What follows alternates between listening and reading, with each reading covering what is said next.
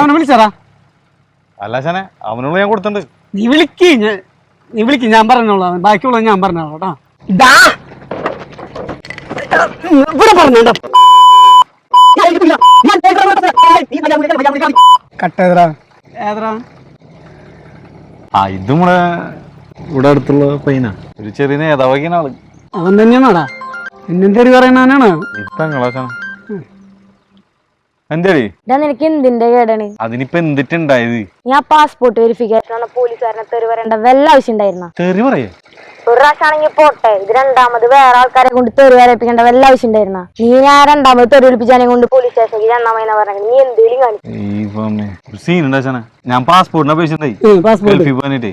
അപ്പൊ അതിന്റെ വെരിഫിക്കേഷൻ പോലീസുകാരൻ വന്നിട്ട് വീട്ടിൽ നമ്മ നേരത്തെ വിളിച്ച് തെറി പറഞ്ഞില്ലേ, അതാ പോലീസുകാരനെ. അടിപൊളി. നീ ആരെന്നും പറഞ്ഞിട്ടുണ്ടോ വിളിച്ചത്? അതിന് ഞാൻ അവനാണെന്ന് വെച്ചിട്ടല്ലേ വിളിച്ചത്. അതിന് ഞാൻ വിളിച്ചത് അധികം പ്രശ്നമൊന്നും ആയില്ല.